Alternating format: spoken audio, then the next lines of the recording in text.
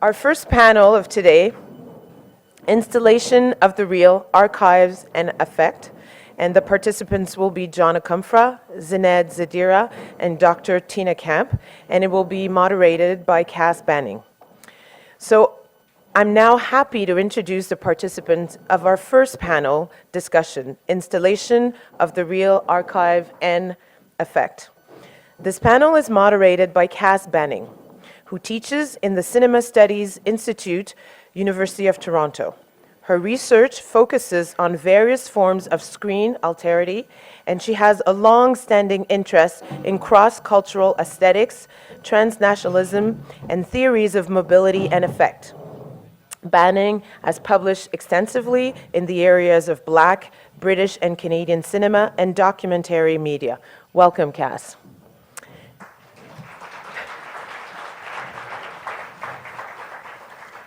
Next is John Akomfrah, OBE, a seminal figure in Black British cinema and a pioneer of digital cinematography. A director, writer, and theorist, Akomfrah has a body of work considered one of the most distinctive and innovative in contemporary Britain.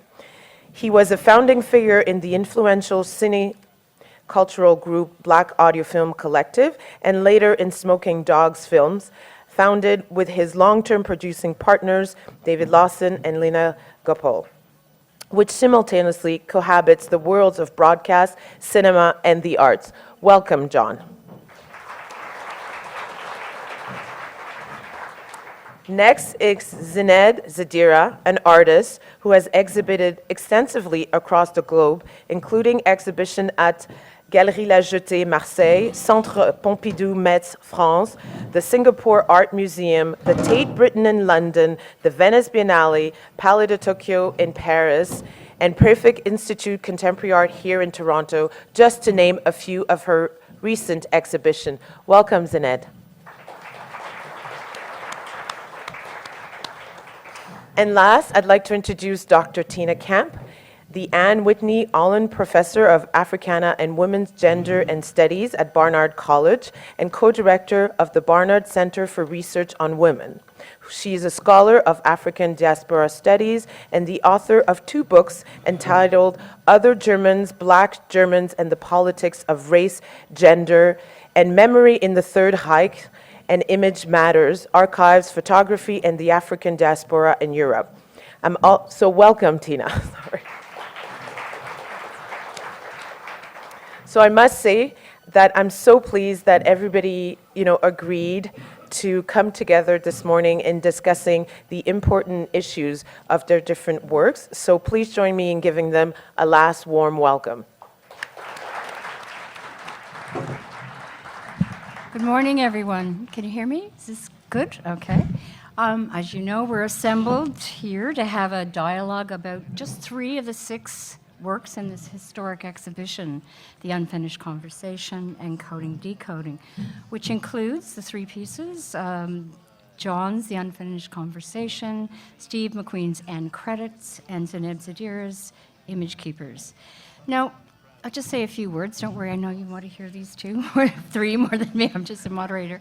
But just to set it up, I would say that each artist's work, deriving from a distinct historical context, offers a differential relationship to documents of the past, right? They all retool traces of the moving image, the document, or the photograph. Animating archival sound and image materials, all 3 installations uniquely conjure renowned political figures, namely Stuart Hall, Paul Robeson, and Mohamed Khatchi. Each had tremendous social and cultural impact within and beyond specific communities of interest, while admittedly approximating the very idea of a single revered personage. I would say that each of these works eschews essence and singularity through the production of effective resonances that exceed simple memorialization or indeed the hagiographic. And like the essay film form, the 3 installations negotiate the subjective, the objective, delivering their content in a long, non-logocentric structure, yet forge distinct paths of free association that shuttle us beyond the borders of geography, history, or memory. And further, these works, and we'll hopefully talk to many of these points, emphasize the archive's Janus phase potential, namely Michel Foucault's oft-cited term of the archive's paradox. That is, while archives serve often as guardians of officialdom, an archive's meanings are open and heterogeneous. Now, these works' architecture offers a sonic constellation where, the ontological questions of being, the aesthetic, and the political components of becoming coalesce. And for me, this is highly suggestive of how the immersive experience might contribute politically to thinking about our complex global moment. And in this way, the installation as form offers a site of spatio-temporal opening. And these openings, moments of return, offers a space, once again, of the social, the epistemological, thinking about knowledge and aesthetics and politics, against the indexical imperative of the archive's homogeneous temporality. And Achille Mbembe's words, and I'm just going to quote to, because I think it's a marvelous quote about the archive, and I quote, "Examining archives is to be interested in that which life has left behind, to be interested in debt. Following tracks, putting back together scraps, and reassembling remains is to be implicated in a ritual which results in the resuscitation of life, in bringing back the dead to life by reintegrating them in the cycle of time in such a way that they find in a text a place to inhabit it from where they may continue to express themselves." End of quote. And so one of the appeals of examining these particular uses of the moving image archive is that it allows us to consider how the installation's apparatus might elicit or even revivify affective imaginaries for futures after the post-colonial. I have 3 questions that hopefully we'll come back to. Many topics will come up as well, but we'll explore these 3 questions. And once again, how do the unique temporal affordances and effective punch of the moving image installation itself contribute to framing and fleshing out these distinctive portraits? And secondly, how might sensory encounters within the gallery context recharge the real and incite us to perceive not only these portraits of key figures, but history otherwise? And thirdly, how do these sound and image combinations, be it the multiple screen, the split image, give rise to an airing another's ontology of actually feeling another's becoming? Now, we'll begin with John's The Unfinished Conversation, a three-screen installation, a paean to the revered Stuart Hall, attesting to his formidable legacy, and it's just characteristically archive-driven. I would call it a love letter of sorts. And Hall's famous insistence that identity is not an essence or being, but instead of becoming, I would say it's mobilized here. And it looks back on the migratory landscape of the 50s and up to the 80s, Britain through a different lens, that of affect, emphasizing once again the manifold, existential, decidedly lived experience of its migrant subject, Stuart Hall, yet vividly situated in history. Okay, so transfigures Hall's lived conjuncture to a wider geopolitical frame. Thus, it enhances migration to a different register. Now, I'd like to see a clip, and just to warn you, this is a documentation of the original installation in Liverpool, so and go and see, please walk over there during lunch and see the installation. You realize this is a pale reflection of the work itself. Okay, first off, John, and we'll open it up, we'll have a dialogue hopefully, but I'd just like to separate the 3 pieces just initially. Why installation? Whilst I think about something intelligent to say, I want to thank you, my long-standing friend, for agreeing to do this. I think you'll be fine, but just and of course Mark and Gaetan for inviting me here. Why an installation? Well,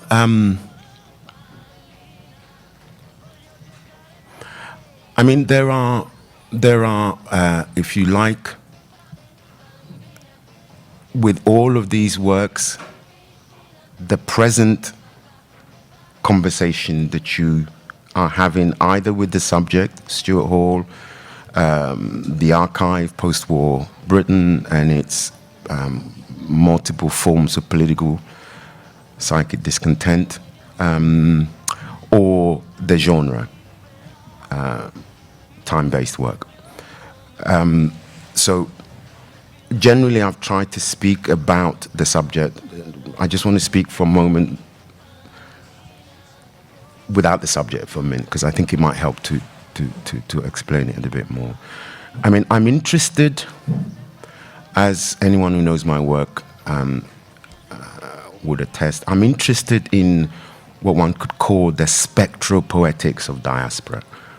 And the spectral poetics of diaspora is both a narrative on the image and a meditation on the sonic. So I'm interested in how the question of epistemology marries with the question of acoustemology to formulate a dialogue on diaspora. In this particular instance, I wanted those questions to then be brought to a debate with cinema and its post. Now, by that I mean that there is a kind of philosophy, a legacy of the cinema that I'm clearly a product of. And that legacy seems to me to have run its course in some way, I would say. So the post that I'm invoking is about recognizing that passing, recognizing that there are things that one wants to take from it to do future work. And it involves recognizing there are things that one has to have a debate with now about that legacy. One of the things you want to discuss with that legacy is the Aristotelian cliches of it. Yeah, its sense of what constitutes temporality, its sense of what constitutes narrative in the moving image and so on. And that does force you to have to deal with the old questions of the hagiographic, biography, etc., etc., etc. It seemed to me that the three-screen allows for that meditation on the legacy of cinema. It allows for that meditation on the Aristotelian legacy and its cliches, what we need to keep and what we discard and so on. Yeah, let's just leave it at that for now. Oh, thank you, Gina. Sorry. Apropos of that, the non-Aristotelian model of exploring a figure.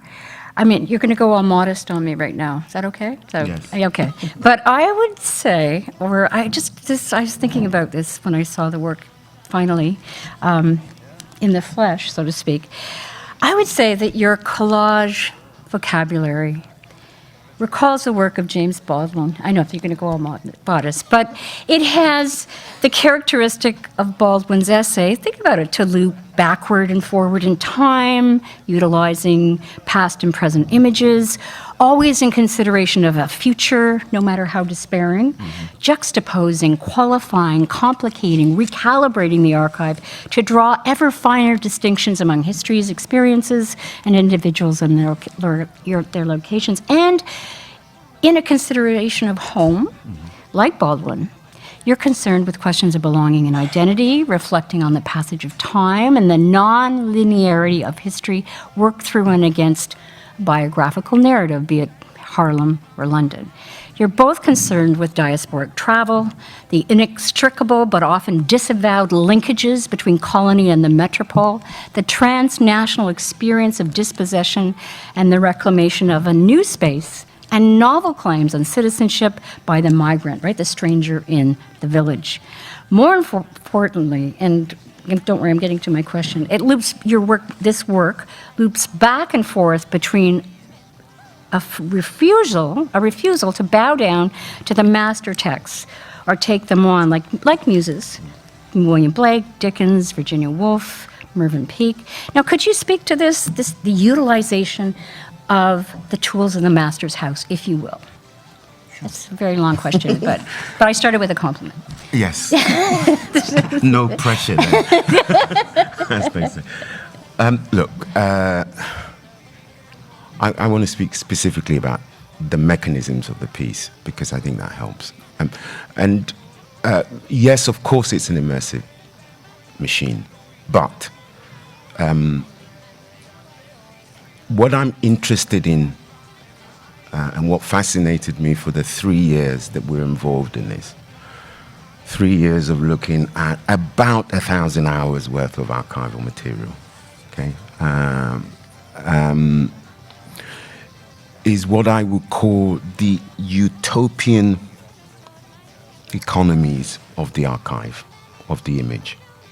Because when images are created, and we often forget this, they are created on a basis of a kind of utopian premise.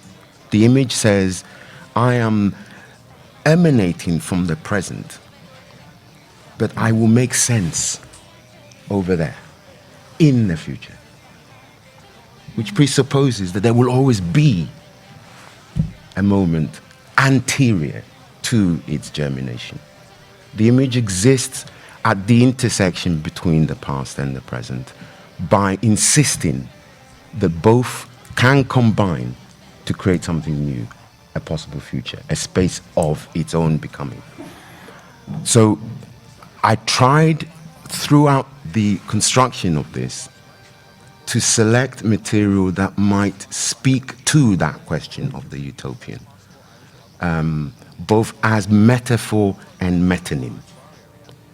Yeah.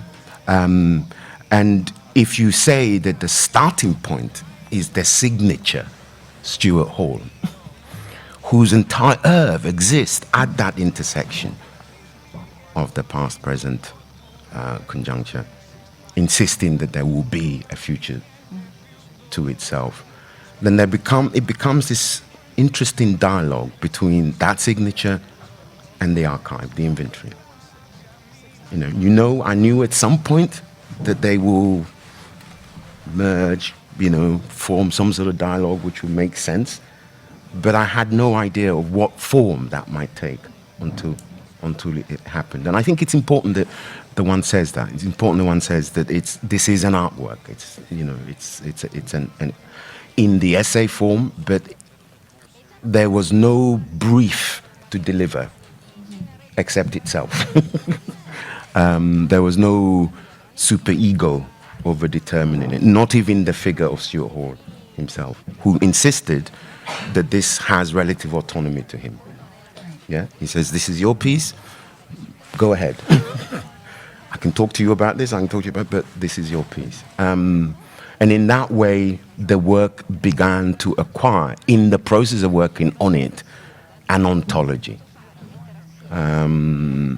I don't know whether that specifically answers your question, but I think it's important to say that that's the journey of it. It's a journey about trying to realize the utopian potential, which is always inherent in the image. And it's about trying to force a dialogue between a body of work premised on the utopian, Stuart Hall's work, with the image, trying to force the two to have a dialogue in some sort of way. And an assemblage vocabulary coupled with the 3-screen facilitates that more readily. Would you say? I would say. Yeah. Because I think what you want to be able to do, and it's interesting this, because the theme of the first Biennale that the work showed in was hospitality. Derrida's concept of hospitality. And Stuart had violent disagreement with the notion of hospitality and made it known at the time. But I'm interested in a way of recouping the notion of hospitality for the work, because I do think the image is always also implicated in the machinery of hospitality. In this, the interest in what I would call the spectral poetics of diaspora means that one is always working with inscriptions of one form or another. And the inscriptions come in multiple forms. They're fragments, they're bits of ruin, text, archive, and so on. That's what diaspora is. Diasporas have no other monuments except those. And so I'm interested in how one then forges some sort of dialogue between these elements, fragment, ruin, the inventory of official speech, etc., etc. Now, when you're talking about someone like Stuart, you're trying to do something that does justice to a 60-year life as a public intellectual. The question always was, who can be brought to have this conversation with him? I mean, if you agree with him that that identities emerge at this intersection between the psychic and the historical, that then logically presupposes that not everything that makes a figure is of their choosing, logically. So Stuart Hall is not wholly Stuart Hall, because Stuart Hall is an aggregation of elements, most of which are exterior to that signature. Who can be brought who might just alert people to that possibility or that process of becoming? And I tried to find figures who had something to say in a suggestive way.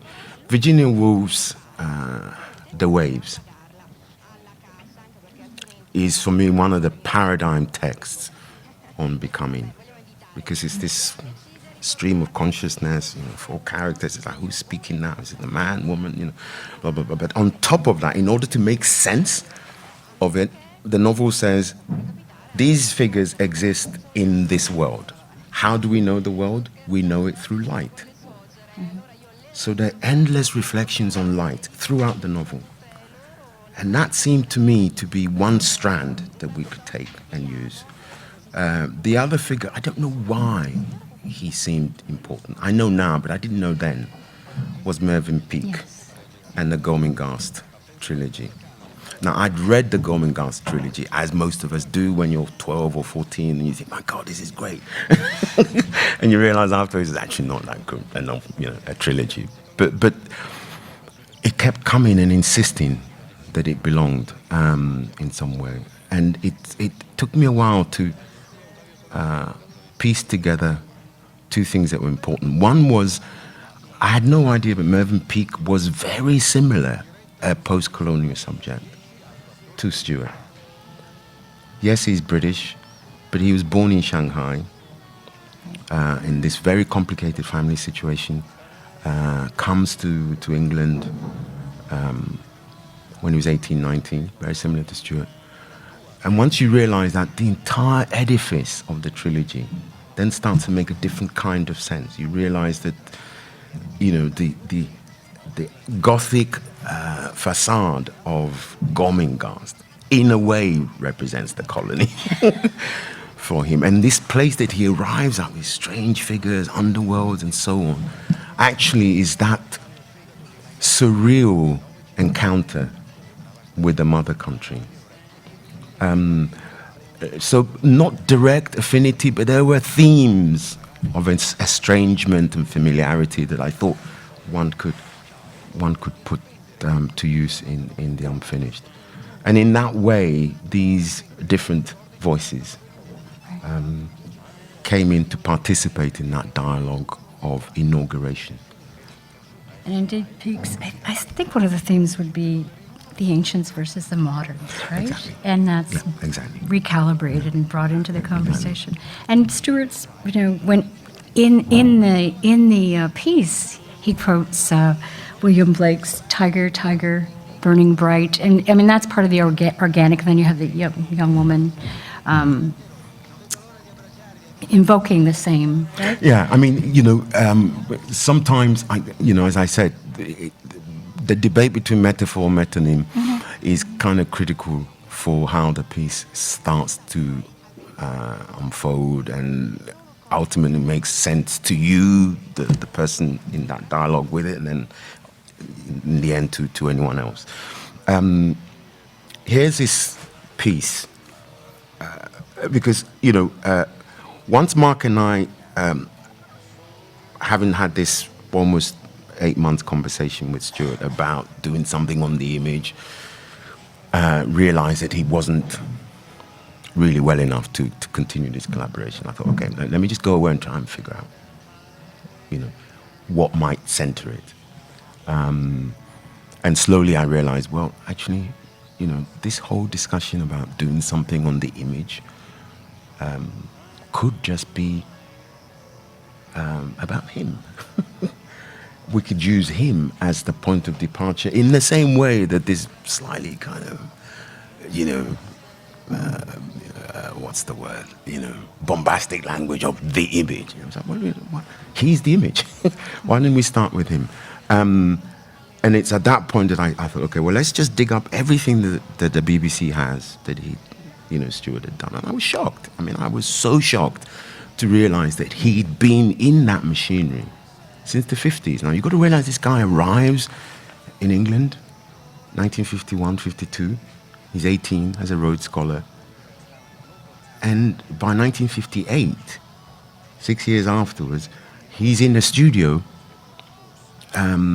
speaking as the figurehead for the New Left in Britain. Okay? Not just any old black person, but the black person who is also speaking on behalf of everyone. Right? And he never leaves that position. He is in that position to the noughties. Always you can sense that he's either there because there just is no one else good enough to do what he's doing, or there's the implicit assumption that because he is a person of color, he might bring something to the table. And he never really disappoints. There was one piece that you could see him struggling with, and that's the bit on William Blake. Uh-huh. So 8 or 10 people are asked to speak about Tiger, one of those, millenarian, utopian texts of English literature, seminal ones. But there was something he said that helped convince me that we should use it. He said, I used to teach it, and when I taught it, I thought it meant one thing, and then now that I read it, I think it's something else. And I thought, well, how wonderful an illustration of this thesis on identity. That's what I thought. That is, it just felt so that it doesn't directly address the question of identity, and doesn't have to, but it does alert you to this question of transience and flux and migration, which is at the heart of his thesis on identity. Right, but you organically picked that up because isn't that built into what you were trying to accomplish? You have to get closer. Sorry, it was absorbed into the practice of the piece itself. Yeah, but this is the alchemy of making these things. As I said, you start in the beginning. You think, okay, this will be about Stuart Hall. It can't be about Stuart Hall, but it has to traverse a whole different sets of fields in which he may not be always present. You have to go around, take all sorts of routes to arrive at him, as it were. And I have a feeling, I had a feeling that he was more comfortable with that anyway. This is a guy who's spent all his life in collaborative work. Mark talked to you earlier about collaborating with him to build this, Rivington Center. He was involved with collaborations from the beginning, from being at Oxford in 53, setting up, the Universities and Left Review in 57, coming out to work with people in the New Left to set up the magazine New Left Review in 1960, then goes off with Richard Hoggart to Centre for Contemporary Cultural Studies in 1964 to set up, he was endlessly involved with collaborations. And he was deeply, deeply ambivalent about the idea that there might be this thing on him. Yeah. So what I had to do was to convince him that in order to arrive at these other questions, he was as good a starting point as anybody else. You know, why do we need to do it about Muhammad Ali or Paul Robeson? You know, why not you? You have an inventory and an archive the same as Paul Robeson. Why not you? But he took some convincing, as Mark would tell you. He really did. Sure. I'd like to bring Tina into the conversation as a resident expert on photography. And it's something that I know that you're very interested in and is, as John is, in something that's evident in the work.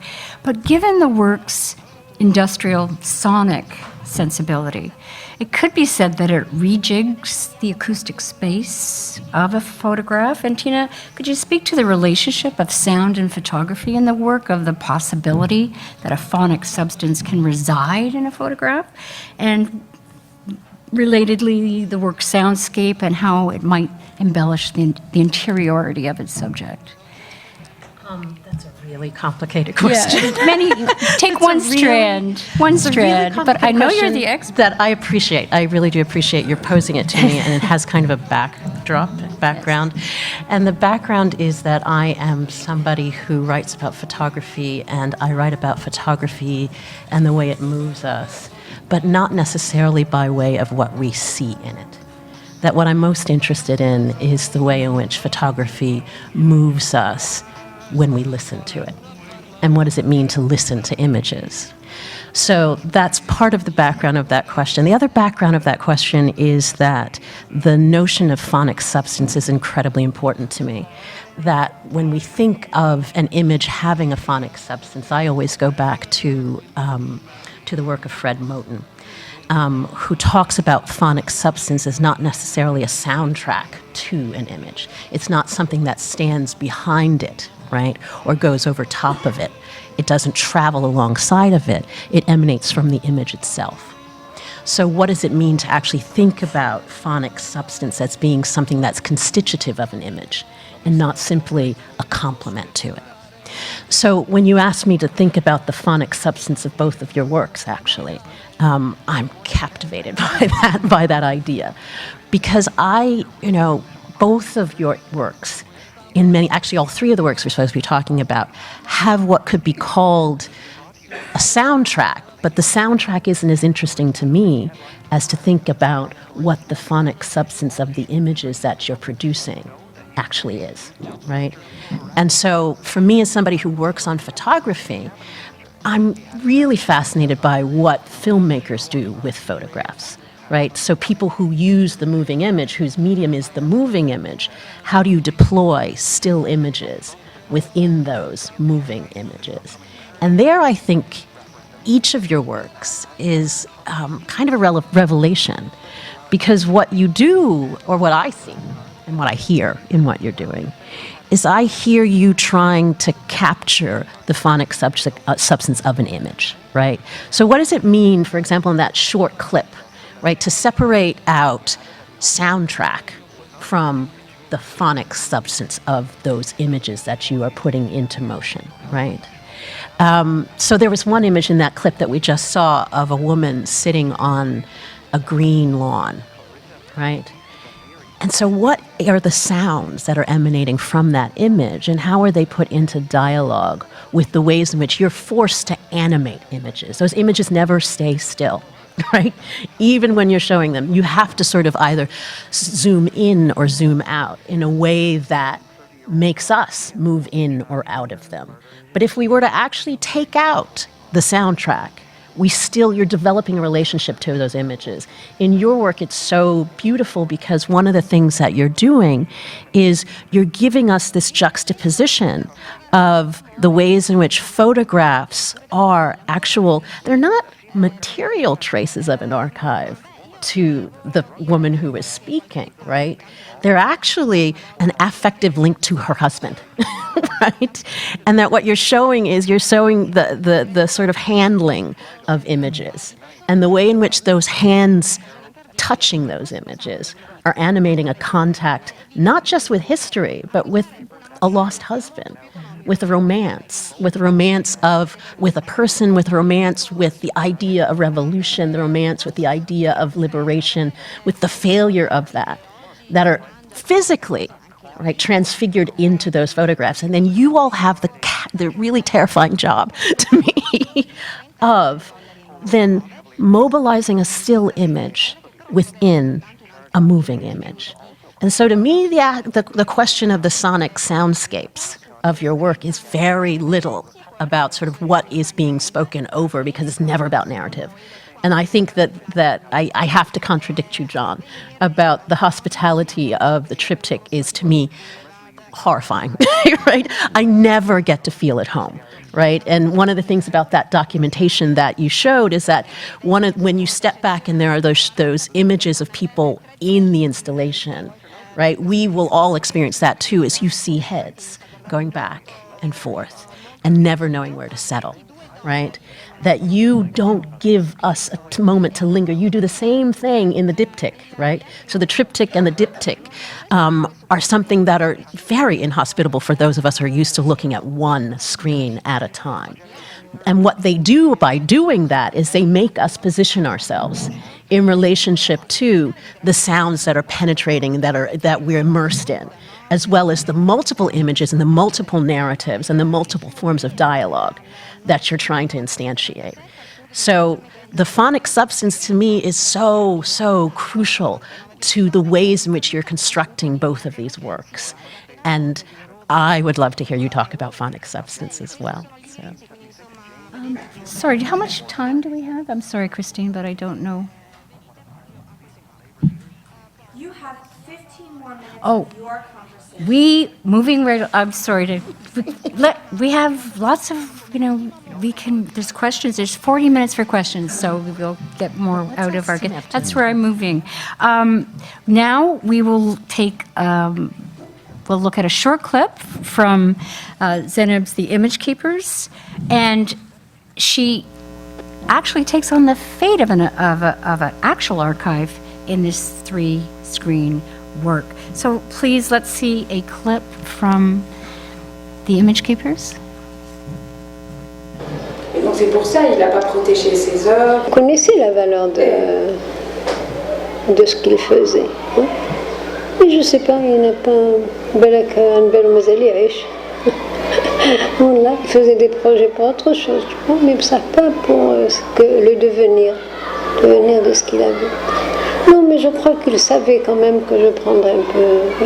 يقول لك بالك صفية هي تكمل وخلاص.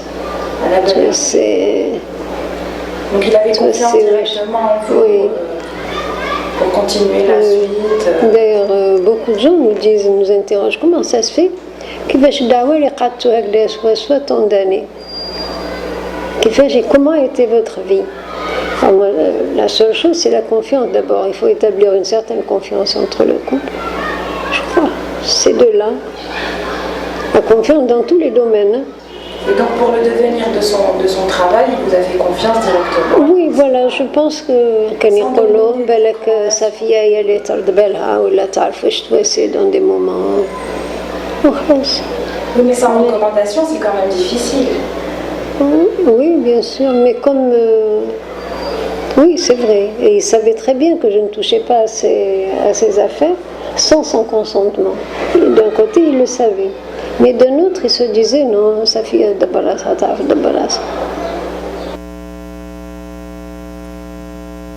Great.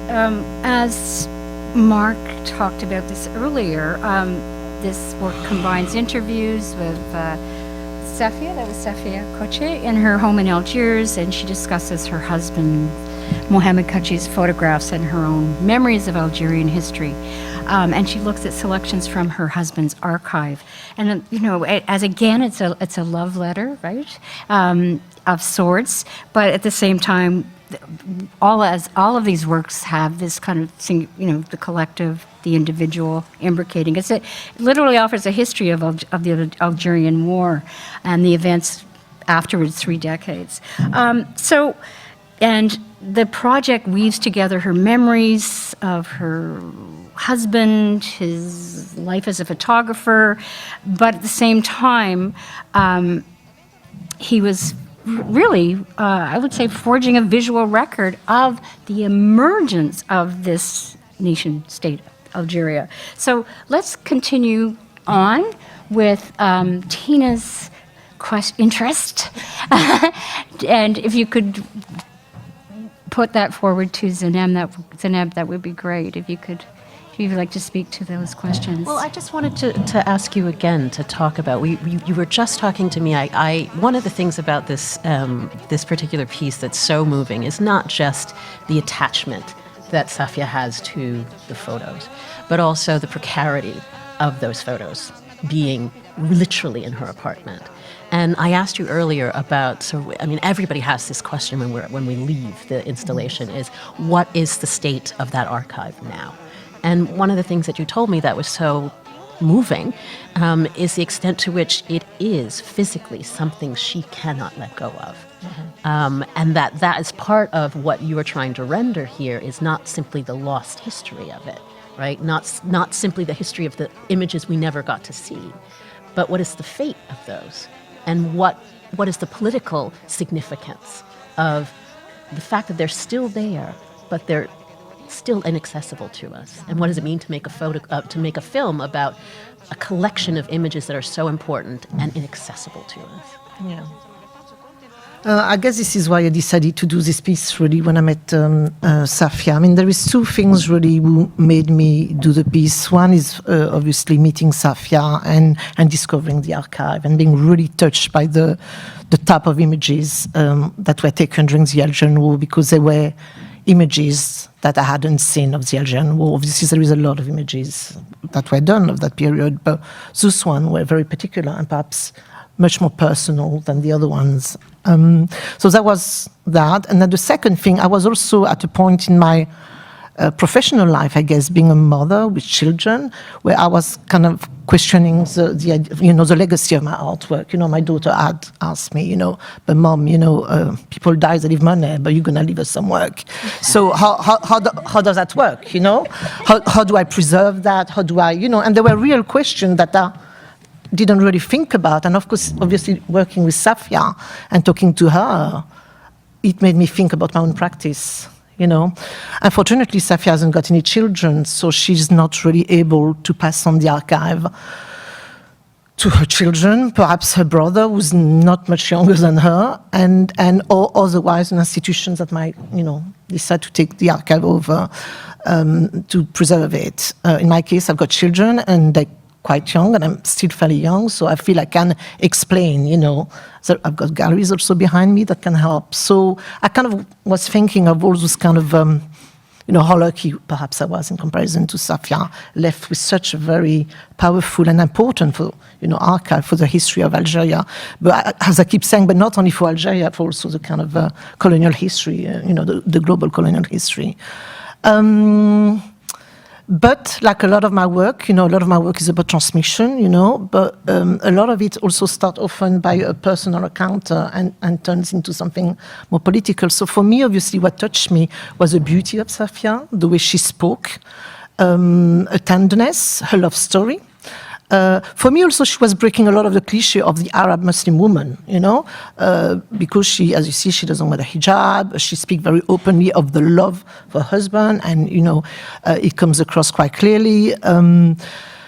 So all those kind of things made me want to do a piece of work about, the history of colonization in Algeria and the War of Independence, but also to give back to Safia, because after all, she was a freedom fighter. She was a mujahid with her husband. And unfortunately, in Algeria, a lot of those mujahid who had worked very closely to the cause, and I've had done, obviously, I think the archive is a testimony of that, who have participated very strongly in the cause after the independence were very much forgotten. Obviously some took on, the liberties to get into really powerful, position, and sometimes even forget the cause, the initial cause. But Safia and Mohamed Kwasi, very modest, kind of sat back and just let, others take power if you want. So I kind of, I feel it's a piece who has a lot of layers. It's very also interesting if you understand French and Arabic, the way she juggles from French to Arabic. When she talks about the personal, about home, the death of her husband, loneliness, she tends to speak in dialectal Algerian. And then as soon as she talks more about the politics, like facts and names, and it's much more in French. So I thought that was also a very interesting dynamic that was going on there. And then obviously the politic with a big P, the dates and the names. There is a lot of photograph of leaders, men that were very important, during the Algerian War, and that became very important now. There is, photograph of Ben Bella, Boumediene, all those kind of. But for me, what was very frustrating and difficult was, although I wanted to keep the work quite personal, there was always this kind of heaviness of the political, the context, the names, the dates, especially in a context where, or showing the piece outside Algeria, where nobody or people know very little about Algeria. So when you mention Ben Bella, who is he? Why is he there? How did he get there? So there was a lot of kind of question about how to integrate that without failing the personal, the intimate or the poetical, So, I don't think I've actually managed very well with it. Can I ask you another question about that? Because I think I'm so curious that you said that, because one of the ways that you deal with it is the juxtaposition of, in the diptych, on the one side you have these beautiful close-ups of her face that really do focus literally on her skin, right, or one quadrant of her face. And she has this kind of halting, gentle voice. And on the other side, you have these documentary films. And then every once in a while, a name will come up. And it's so subtle that you can almost overlook it because you're so distracted by literally the texture of her face and her voice. The part we saw nice, what I call part one, which is more what I will say also the personal. And then there is part two, which is a single screen that you can see here in the exhibition, but we didn't get show clips just now. And part two is much more factual, has much more names and date. But exactly, when you put a name, what do you do? Do you put underneath who those persons are? Or do you leave it till the end? Do you distribute, like I did in Venice, a piece of paper for people to kind of relate to the names? And also it's a loop, it's not, it hasn't got screening time. So if you arrive in the middle, you might explain who Ben Bella is at the beginning, but if his name comes back, and you arrive at that time when it comes back without the explanation. So you must meet, and not only that, but there are very complex names like GPRA, the Provisional Government, a Federation of the Muslim Student. There was a lot of kind of very complex names. And it was also, what you did was you kind of put them into a struggle with each other, and sort of, in many moments, it was as if you did not want to allow the personal to be subsumed in this historical. But you, rather than making a decision, you just allow them to sort of struggle with each other in a way that's actually the content of the story that she's trying to tell. And also I didn't want, Safia was talking to me naturally and to Amina about, the history of that colonization and that war, bearing in mind that we knew who those people were. So I didn't ask her like you might do probably in a more traditional documentary manner. You will tend to say to the person that you give an interview to, please, when you answer the question, can you elaborate on who this person is, whatever. But I didn't want to, I still wanted that kind of fluidness and that kind of intimate conversational relationship with her. So I couldn't stop her and say, oh, actually, can you say who Ben Bella is now? So I had to leave it, and then that then became a problem when I started editing, because of course I didn't have the context, and I had to create a minimum in order for people to enter, but also for people to discover that history. It's also part of the work. It's also to give visibility not only to Mohamed Kouassi and his archive, to Safia Kouassi, but also to the Algerian War of Independence and its complexity. And I think Safia explained very much how complex it was. When she talked about Tunisia, the role of art and theater and film and photography within that kind of, to fight the war. It has a lot of different layers. She talks about the role of women during the war, and she talks very well about those 3 women who were supposed to be beheaded by the French, but then got freed during the ceasefire. So it's very complex, and it has a lot of, and at the same time very interesting, but there is so much info. It's like so much information that it might kill, I was worried that it might kill actually the personal. And also you come back with 9 hours of footage, an interview, and what do you keep? What do I keep? What do I let go of? And in my case, to perhaps respond to your question of the triptych, for me, perhaps a way of to try to include as much as possible was to do a multi-screen, because then, you get more footage per minutes, All right. Yeah. Sneaky. Clever. Sneaky. Very clever. I think you answered that in the prior, actually. So, people are very interested. Again, it's an open text. You don't give this historical background, but one gets a sense of it and really start. We were talking earlier, you had to plant a seed. Some people are aware of the richness of that moment, but in conversation we said, hey, those are the 3 women in the Battle of Algiers, and just, so that are recreated in that text. So that was a very rich moment for me. But can you speak to the fate of this archive and the questions it might raise about historical memory? Okay, so the idea was to make this piece of work and to exhibit it as much as possible in order to kind of, for people to know about the state of the archive and the urgency in, perhaps getting in touch with Safia or me and try to help with the conservation of the archive. Unfortunately, that didn't happen really. But what did happen that Mohamed Kwasi got known, and a lot of academics and journalists have contacted me to write a paper on him. So they did. Some of them went even to Algiers and visited Safia.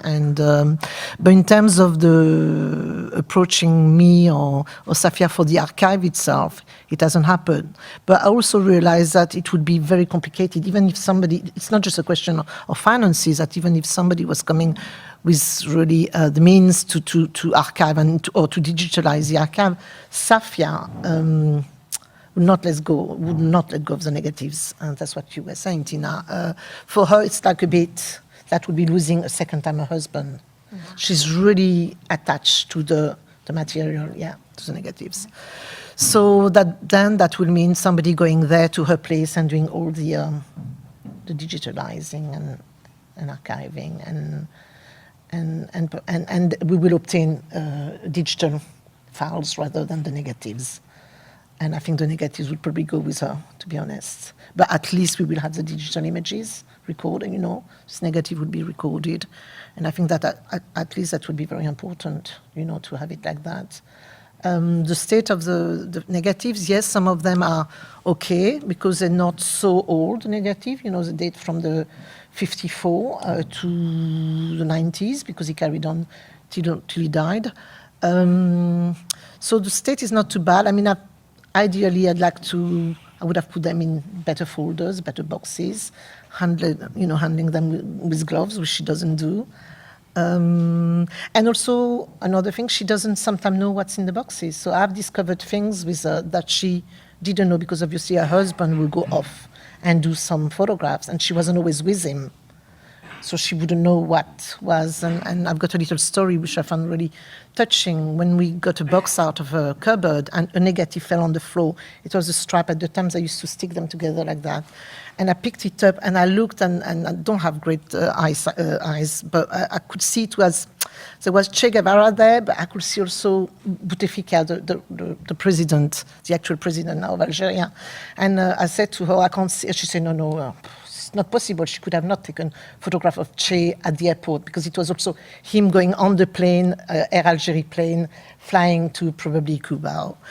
And she said, no, I'm sure he didn't. I said, but listen, the negatives are there. So we decided to scan them. And in fact, it was amazing, because you had Che at the airport of Algiers with his beret there like that on his sitting. You had Ben Bella, Boumediene, and you had Bouteflika, so the three presidents of Algeria, you know, were there, and of course all very young and very, and that was like, wow. And I said, did you know? And she didn't know. She was like, no, it can't be him. I said, but surely. And then we did see the series of other negatives. So that was also very magical for me and for her to discover stuff that. But then you could see that she was also very feeling bad about not knowing sometimes what was going on, you know. Sorry, I have to interrupt. I'm going to spend 5 minutes talking to our spectral ghost, Steve McQueen.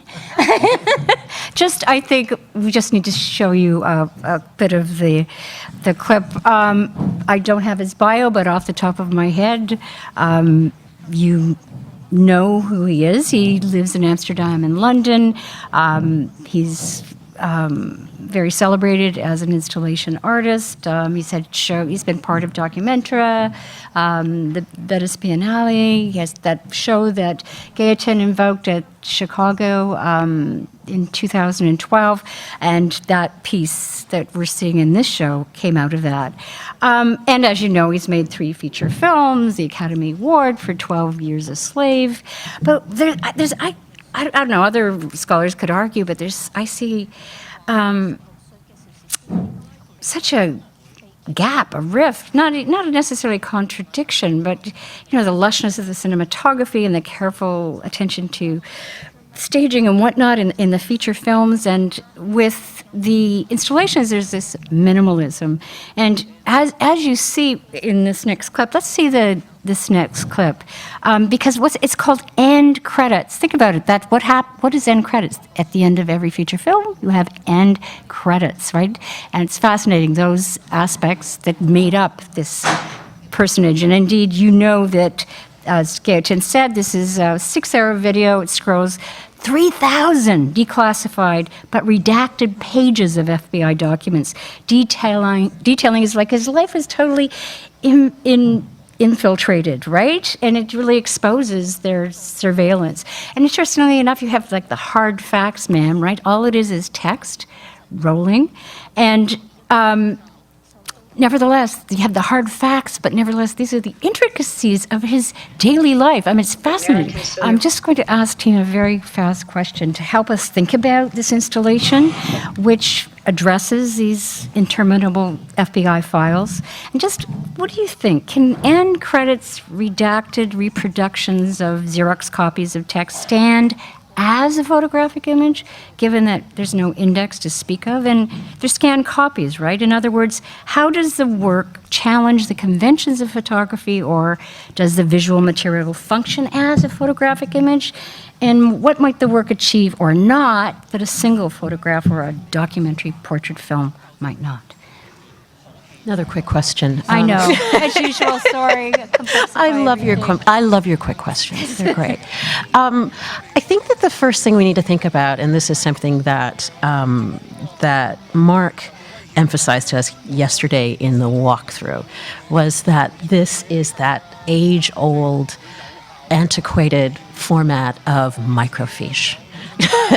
Which to me is really important as somebody who's worked in archives for a long time. Microfiche is maddening. Microfiche is absolutely maddening because it's not microfilm, right? Microfiche is that little piece of transparency that you put onto a little projector and you had to move it, right?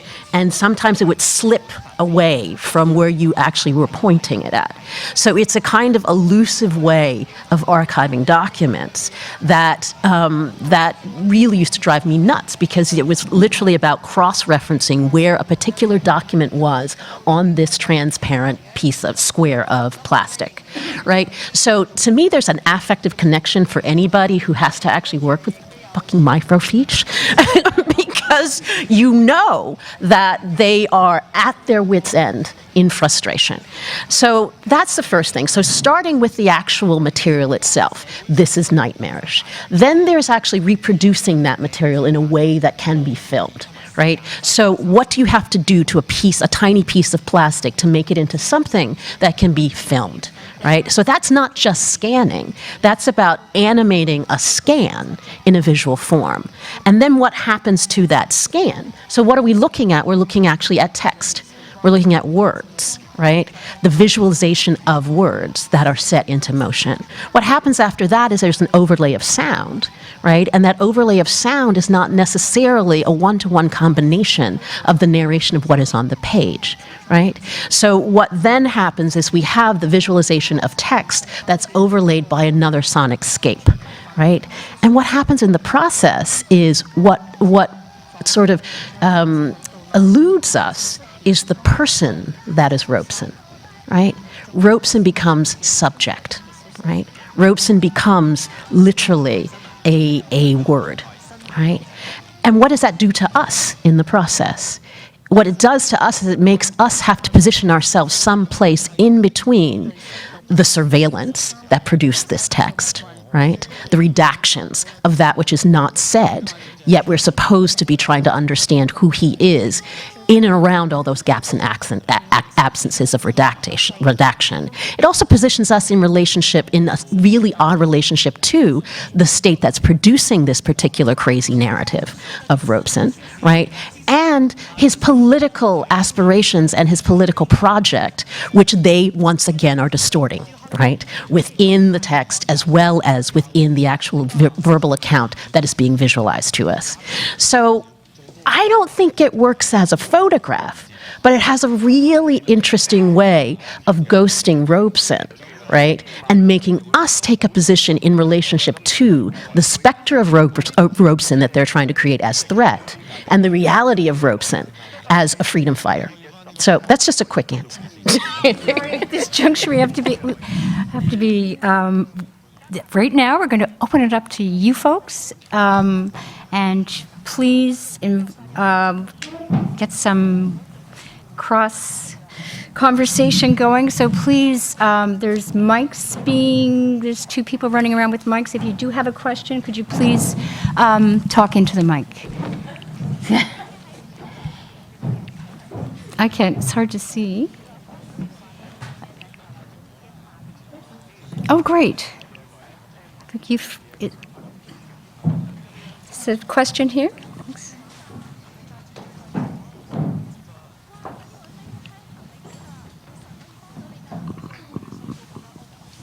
Thank you. Hello. This is a question for John. So in your body of work, it seems as though you choose to use literary works as a distinctive voice instead of your own. And I was just wondering what the draw was to the poetic prose instead of to dictate instead of using your own voice as a script. Good question. I've never thought about that, actually. Well, I guess I'm assuming that it's my voice because I'm making those choices, you know. I mean, the exercise, there is a kind of exercise of montage going on with most of those texts, quite literally, because, you know, it's taking a 250-page novel first, taking the sections from it that I think are interesting, clearly, so I'm invoked. And, you know, 9 out of 10, when you put those voices on a timeline, they are usually, quote-unquote, too long, never too short, interestingly. So then you have this incredibly detailed forensic re-examination, one of your own ambitions for it, as well as the writers. I mean, would Virginia, first name terms, really mind if I lost that phrase? Am I so substantively transforming? And does that transformation matter? You know, so there is a kind of exercise of narcissism at play in this, you know, which is autobiographical. I mean, you know, I don't feel. I know the either or is obvious, but that's not what it feels like by the end. You know, I do feel like I have ventriloquized these writers in some ways to force them into patterns of speech that they probably wouldn't, pauses and all that kind of stuff. So I feel slightly guilty, actually, about it in that way. I feel like it's me speaking rather than them most of the time, to be honest. Does that answer your question? Yes, definitely.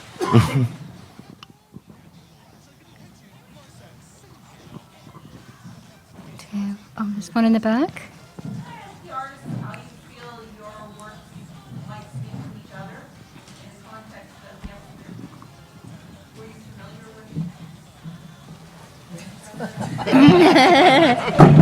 Let me help. I mean, in the case of John and I, we live in London, so we know each other work. I think you know my work, yeah, and I know his work, and we bump into each other, perhaps at openings and other places. I was lucky to have met quite a few times Stuart Hall, and we have had quite a few times conversation about Algeria. So I do feel there's like definitively strong connection between the two works. Yeah. I agree.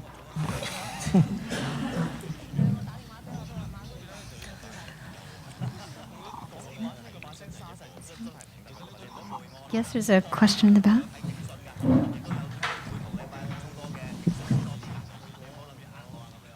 Hi, I had a question about the unfinished conversation. Throughout this conversation, it's come back a couple times about the sort of ontology of the installation and the three screens, sort of as a challenge to, as you said, like the Aristotelian model of time. But I'm kind of curious to hear you speak a little bit about transferring it to a single channel film with the Stuart Hall project and sort of the choices you had to make and what you had to lose or add, or if you could just speak a little bit about the translation between this sort of installation versus feature film model. Thank you. Yeah, quite literally translations at work.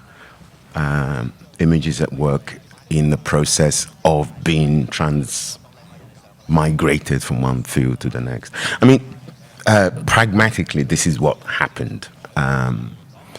We have a set of questions posed to us by the oeuvre of Stuart Hall, the archive of Stuart Hall, bringing them together in the unfinished conversation to address how identities come into being. My feeling was that question, that thesis, was answered by 68. By 68, Stuart Hall says he felt he was black. I'm like, okay, well, game over. That's where we'll end it. Which then leaves you with this slight problem. Because so much of what he had to say and do was still to come. We had material from the 70s, the 80s, the 90s. In fact, the Stuart Hall that most people know is that guy, And I didn't have the energy for another triptych. I mean, they are so fucking taxing, I cannot tell you. Okay? I just did not have the energy for a part 2 triptych. I didn't think we needed it. It felt to me as if that backlog could be reinserted again into another space. The space which had kind of animated it in the first place, the space of cinema, to see whether there was something else that could be said with that material, So for me, they literally exist in two very different conceptual galaxies. They, of course, talk to each other, but I don't feel that they need to be seen as companion pieces at all. I mean, I try to make both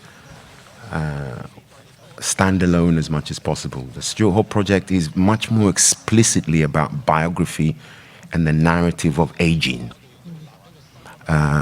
Whereas the unfinished conversation is about this question of the unfinished conversation, of identity, Hope that answers. Question over here.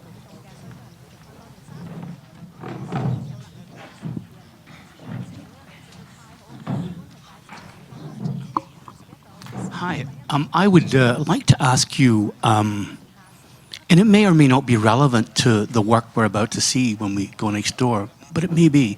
Where you stand in terms of the Cagean legacy as opposed to the Aristotelian legacy. And myself, I live in the Cagean legacy, and it's quite a different dialogue between now and Cage and now in Aristotle. Where would you say, if anywhere, your work lies on that line? It is a line.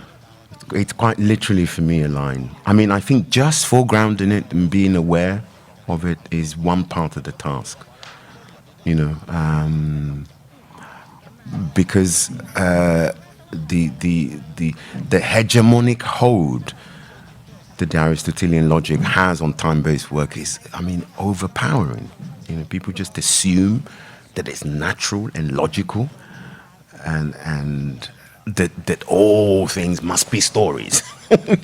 All narratives must be stories. They must have properties which are, you know, about denouement and catharsis and all those cliches, you know. And there is no realization anymore, certainly in the sort of time-based community, that these are precisely that. They are kind of, they're inventory of cliches quite a lot of the time. You know, you can't watch most films now. They're just awful. You know, it's like, can you stop mimicking and thinking for a moment just about what you're doing here, you know? But the reason why it continues to have a hold is because it has some profound things to say to us about becoming. So when I say the post, I'm not talking about rejecting it. I'm saying, I'm talking about making myself more familiar with the mechanisms by which it's supposed to work. And then strategically, pragmatically almost sometimes, making the choice to not work with them. Yeah. Those are strategic choices. They're not permanent ones. I reserve the right, as I think you should, to move along that line, that continuum, in any way that strategically feels right, you know. But let's do it on a basis of some awareness that this is what we're talking about, you know. So I want to, is it on? So I want to thank you for a really compelling panel. And I want to say something about the compelling ways that you all talked about acoustomology and if it's a word, haptology. And I wanted to think about the ways that you talk about the sort of unfinished conversation is also reaching into and constituting audience. And I wanted to know if you wanted to say anything about that, about the sort of constitution of the audience as the sort of, you know, third or fourth part of the unfinished conversation. Can I talk about Zineb's work for a minute? Because, I mean,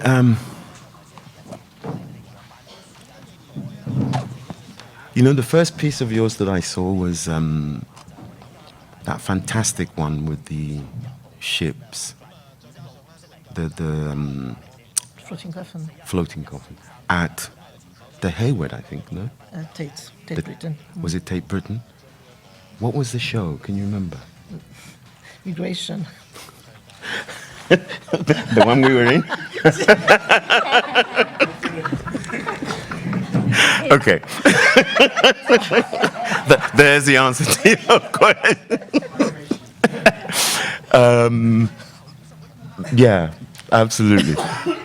So, I mean, there are these ontologies.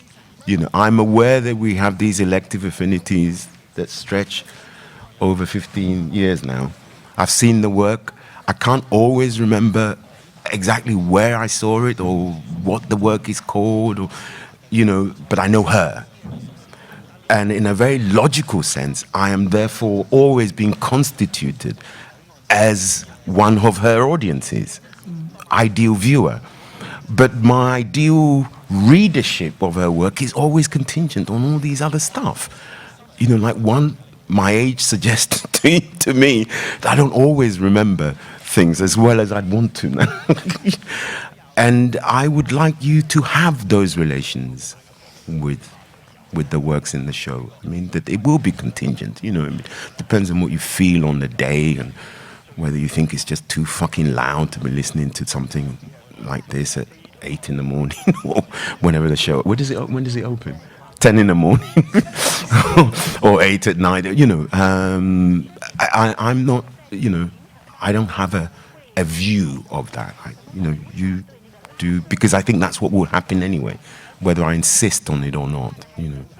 There will be hauntings and there will be your choices, and but you will have those, you make those choices on certain contingent factors and questions: time, duration of exposure, your own feelings, as it should be. It's what we want. That is the utopian premise that I want to fulfill.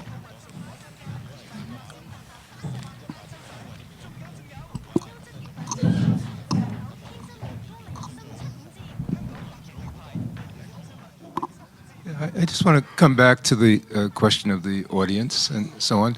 I mean, these works have a political drive to them as well. And I'm wondering, of course, the audience is free to engage the work as they feel and to take away from it what they wish, as little or as much as they want. But I'm wondering, I want to address this both to John and Zineb. Is there a kind of political responsibility that you feel with these works? I guess this is one of the big questions that we have with bringing this kind of work into the contemporary art gallery. Is it just contemporary art, and we are to experience it or consume it or engage it as information, or is there a responsibility? Do you feel a responsibility that the work should do something else? Or are you satisfied with the contingency of the work as itself a kind of responsibility of contemporary art that gestures towards the political?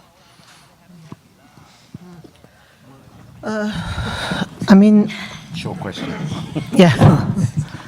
I think with my piece, really it's the voice of Safia. We're hearing her talking about her experience and her thought on the Algerian Revolution, and obviously it was an extremely complex one. There was a lot of different fractions, and she belonged to a certain fraction, obviously.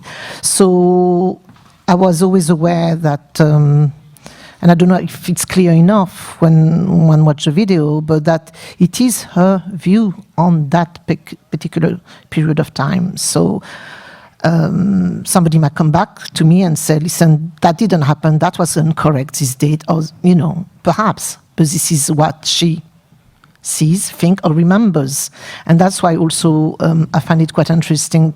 I did find it quite interesting to work with Safia, because she's quite old, and she didn't always remember. Sometimes she got names and faces of people wrong on photographs, so we were there to sometimes help her, sometimes not. So there might even be some factual mistakes in the piece, but for me that was very much part of the piece, So obviously where it became, where I felt I had to be careful somehow, it's when I edited the video, because you choose what to include and what to not include. And in that sense, although it is most of the time what Safia says, the way it's put together might kind of perhaps signify something else or add something else to what she's saying. I don't know if I'm answering a question, but... I'm trying to get at the responsibility you feel as an artist with this work, bringing it. It moves, it travels, it migrates from here to there.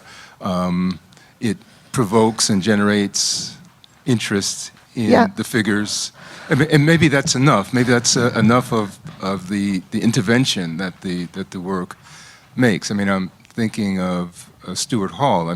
John mentioned that Stuart, by the late 50s and certainly early 60s, one of the remarkable things is his mastery of the media and his capacity to engage the media of the time in this way that is just unfathomable, in my view. And so, on the one hand, we have Stuart's commitments and sense of responsibility to using the medium or the media in as much a way as the medium is using him. And so I'm wondering if that is a similar kind of effect. Can contemporary art do the same thing? And this is the kind of question I'm trying to put on the table. Maybe Tina can say something more about this as well. It's a really complex question when we're thinking about the works that we're talking about, because I think one of the threads that goes through all of the pieces in the exhibit is the extent to which that question of the relationship between the artist and their audience is problematized to the extent that we walk away from each of them not necessarily thinking about the intention of the artist. We walk away with a sense of, what do we do with that which the artwork has delivered? And so I guess that I'm understanding your question as not an artist, in a different way. Of my experience in those individual installations has been to get some kind of invocation to, and it's not necessarily to do, but to think differently, to mobilize the media in a different way, and that I feel like it's almost, it's not necessarily a question that you can answer, right? That you're putting out there a work that's taking on a life that provokes us to think about what is our responsibility as an audience to respond to particular artworks that have those kind of political aspirations. And so I'm very curious if other people have that same experience, but that was my profound experience walking from gallery to gallery, is thinking about what am I being given and what am I being called upon to do with it, and that is an overwhelming task. That's a great question. It's the question. It's the great ethical question for most of this work, as you know. The reasons we can't answer it, I think, will differ person to person, but I think they're to do with certain long-standing objectives that will differ with each person. I mean, I have never stopped having that argument with, Hegel's, philosophy of history lectures. I've never stopped having it. The question of what constitutes the historical, how one might have it as a civilizational trace, which by implication excludes the African, so that every project is in some grand Hegelian way an attempt to force that door of history open a little bit more, That's long-standing. Where it sits in relation to each specific piece, I can't tell you, because that's a kind of affective map that I'm not accessing at the same time as doing. Of Stuart to circulate in that space, in this way. That's what I want. Will it do that? I don't know. Will it do it successfully? Well, that's another question altogether. You know what I mean? So there's certain grand ambitions and narratives that it's just you carry with you all the time, and you try and see how you can situate each work in relation to it, but then at some point the work says, okay, sayonara, I'm going. And then you have to let go. At the same time, I think the other really important thing about all of your works is that, and that's the title of this panel, is that each one of you is mobilizing an archive effectively in order to solicit some kind of response. What that response is in the audience, you cannot predict, right? But the extent to which you can actually mobilize an archive to solicit a response is that effect. The archive is implicated in always already, to use that banality again, in that affective space. It is always implicated.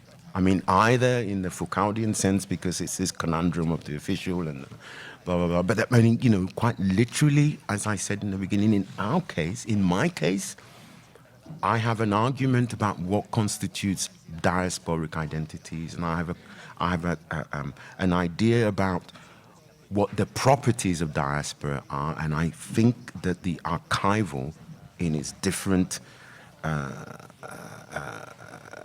tropes and shapes and sizes, either as fragment or ruin or whatever, is what constitutes diaspora. There's no other. Those are the official narratives of diaspora. There's no other monument except the archival. And so, of course, I'm talking about an affective economy. Just the very invocation of diaspora is. So we have time for one last question right over there. Hi. Sorry, I just want to pick up on Warren's question. He kind of poked a bear that has been provoking me all evening, or all morning. Sorry, it's been a long morning for me. I've been up since 5. Okay, very quickly. There are a number of questions that come out of this for me as someone kind of engaging you, not necessarily as makers, but as people who clearly have a relationship with the left, right? So, I mean, we're not archiving or kind of dialoguing with, you know, Reagan or with Thatcher. We're dialoguing with a generation of left radicals who are now gone, who marked a kind of post-colonial wave that might be moving into a different phase. Some of those other archivists, people like, I don't know, maybe like Rossi with the Battle of Algiers, however you feel about the film. Somebody like, I'm trying to think of who's died recently. There's been a number of them. But they represent a left tradition that seems to be moving from something we kind of embrace with all its problematics with figures like Carlos and all that stuff that's now become labeled terror. A leftism that's become a terrorism. I'm just wondering how you feel about that shift into that phase from that post-colonial celebration of change to something that's become horrible in the global mindset. I don't know if you can speak to that, but that's the thing that's been kind of working with me as you guys have been talking.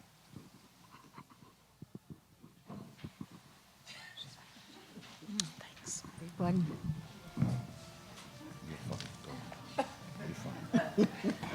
Or we could interpret that as commentary. I'm just wondering, like, are you feeling that we missed something? Okay, all right. No. No, we understand. We're just trying to think about what to say. I mean, in my case, I think that's why I did the piece, because I thought, you know, something was missing, you know. The story of Mohamed Kouassi, you know, the archive, his wife, perhaps more about the Algerian war. So, yes, that's in relation to what's happening now. Yeah, well, what can I say? I mean, yes, they were, at the time, the freedom fighters in Algeria were terrorists. They were seen as terrorists, you know, in the face of French colonization. And then, you know, the 90s in Algeria, it's another really interesting kind of, war that happened, you know, what we call the Black Decade. So it seems that history repeats itself. So whatever the work is, or as far in the past it's grounded, there is, I think, I mean, with my piece, definitively a resonance with even what's happening now, with, you know, what happened in Paris with Charlie Hebdo, and, you know, and what happened in the 90s, and what happened previously to that, you know, in 88 with a revolution in Algeria, and again in 62 with the other, you know, revolution. So, yeah, I feel, yeah, all I can say is I really feel that history repeats itself, and that, you know, things always connect somehow. And the conversation are not finished. That would be probably here again in 10 years and in 20 and 30, you know, discussing, you know, similar issues. I don't know if I've answered, but... No, you did. Look, there's all sorts of unfinished conversations. You know, I come here every 2 years, and every 2 years I get stopped at the airport and kept for an hour and a bit. And the question, I think, you know, stupidly I always say, when, I mean, like, I'm 57 years old. When is this profile not going to apply to me? But then, of course, you think, don't be stupid, John. This is one of the unfinished conversations that is part of your life. And you know, there are moments in the piece that reduce me to tears sometimes, because there's Nkrumah and he's there and he's waving and he's saying, you know, we're free. But of course, that moment is in dialogue with other moments which are not in the piece, but I know.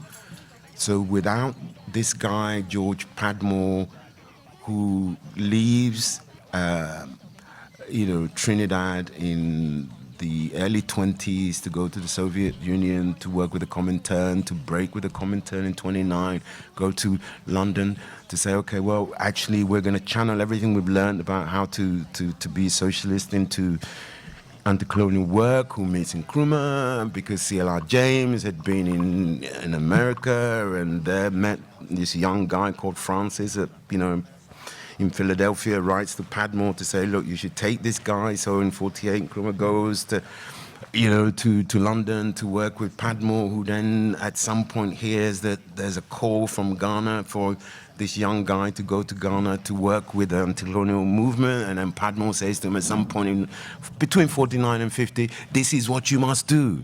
You must call for freedom. You know, all of that language, all those narratives, I know. They're there. They made me what I am. Have they become terrorist language? Hell no. So part of the task of making things like this is to refuse the shadow that wants to turn so much what made us what we are into useless artifacts. They're not. I'm only here because of so many moments in that 3-screen. Literally. I'm literally only here because of that. Is my life now just one big terrorist plot? No. Fuck that. With those words, I think it's good to conclude.